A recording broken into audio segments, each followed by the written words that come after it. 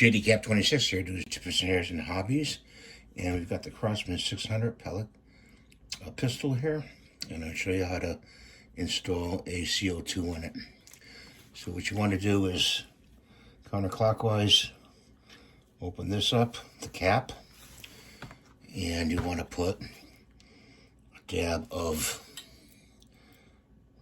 pell oil. Okay, tip it up like this, drop it in like this.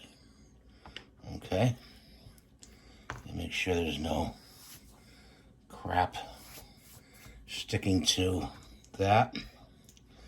Then you want to put your cap on and twist it till it's tight, and it's going to pierce that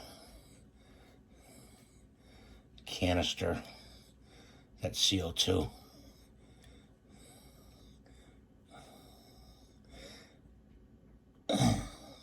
Nice and tight. I'll cock it.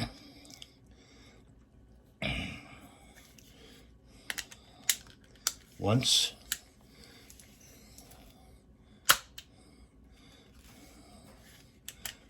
So you want to turn it, once you turn it down, you want to turn it back until you hear the air flow into the gun, and then turn it back and tighten it, and you'll have